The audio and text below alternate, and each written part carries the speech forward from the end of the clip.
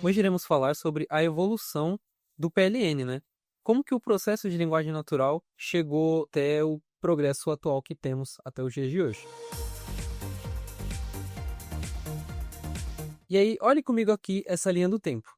Nas décadas de 50 a 70, a gente tinha sistemas baseados em regras. Lá em 1950, o Turing, né, Alan Turing, ele propôs pra gente o teste de Turing, que seria basicamente, né, antigamente tinha um jogo que era bastante jogado, onde uma pessoa conversava com outras duas pessoas, né, uma sendo homem, outra sendo uma mulher, e aí ela tinha que adivinhar qual delas era o homem e qual delas era a mulher.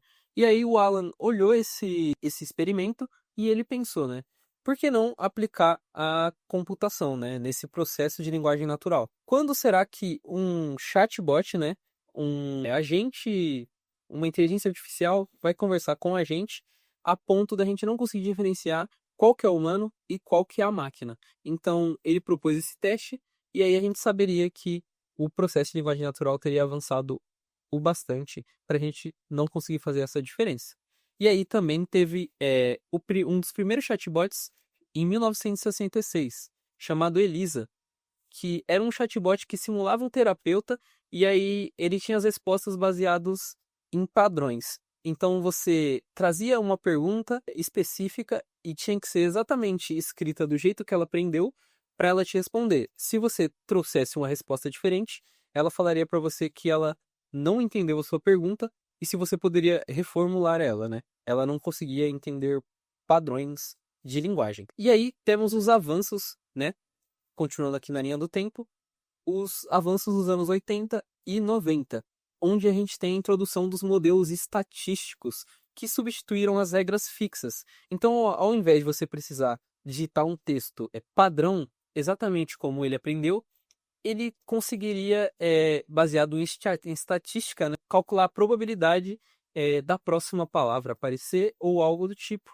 Então, a gente tinha uns modelos que era basicamente modelos de N palavras, N podendo ser qualquer número de palavras, e aí ele se baseava nesse treinamento de N palavras e conseguiria, por exemplo, o exemplo, o céu está, ele poderia prever azul, porque pelo padrão, né, do que foi treinado para ele, a probabilidade da próxima palavra ser azul seria grande. Então ele sugeriria para você a palavra azul, ou completaria, né? E aí, embora ele é eficaz, né? Ele é um bom modelo para a época. Ele tinha um grande problema, que ele não conseguia entender contextos muito grandes. Então, se era uma frase muito grande, ele não conseguiria prever qual é a próxima palavra, porque ia além da capacidade dele. E aí, em seguida, a gente tinha um modelo também, Hidden Markov Models, que seria HMM. Começa a ficar mais interessante. Uma frase como, por exemplo, eu vou ao banco sacar dinheiro. Então, nessa frase, ele consegue pegar o significado escondido, porque banco ele não tem um único significado. Pode ser o banco de local para você se sentar, ou pode ser o banco de dinheiro. Então, no contexto da frase, ele consegue identificar que banco seria uma instituição financeira e não um local que você se sentaria, né? E aí temos a probabilidade bayesiana, que seria um modelo que consegue trazer para a gente classificação de textos. Então, por exemplo, quando você está no seu e-mail e aí tem algum e-mail que cai na caixa de spam.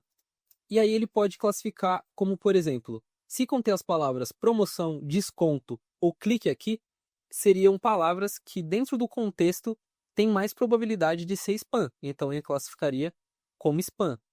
Então, e-mails que não contêm essas palavras seriam classificados para sua caixa de entrada, né? Então, assim ele faria essa separação, tendo esse jogo de classificar o que é spam baseado em palavras e o que não seria. E aí temos a transformação nos anos 2000 até 2010, onde entra o machine learning. Então, agora as máquinas elas não precisam ter uma base de texto lá para elas pré-programada, não precisa da probabilidade. Elas conseguem aprender padrões com base em uma quantidade massiva de textos, né? Então você não precisa ir lá e aplicar as regras manualmente.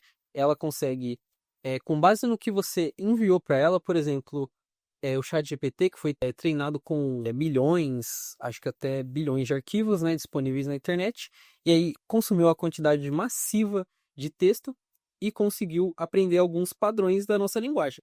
E aí traz para a gente, né, algumas alterações, mas ainda não chega nos modelos atuais. E aí, os modelos baseados em transformadores. Aí sim, já começa a ficar como a gente entende, né? Então, de 2017 até o momento atual, né, até o presente, a gente trata com redes neurais profundas, né, o Deep Learning. E aí, um exemplo moderno seria o ChatGPT, que gera respostas coerentes, aprendeu padrões de linguagem analisando grandes volumes de texto.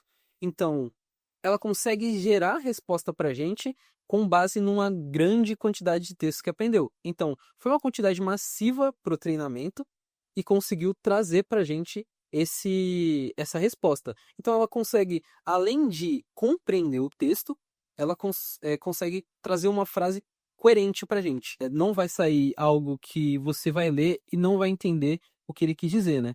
E aí é o GPT que tá pra gente de 2018 para frente aí. E aí, na aula de hoje, então, a gente viu como foram os primeiros modelos, né? Aonde começou, quem trouxe essa ideia pra gente.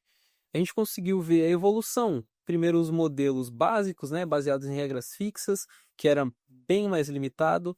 O avanço para os modelos probabilísticos, que trariam para a gente essa previsão de palavras, classificação delas, e deixaria mais fácil para a gente fazer algumas tarefas. Trouxe também o aprendizado de máquina, então a gente consegue entender como que ela aprende, né, com uma quantidade de texto.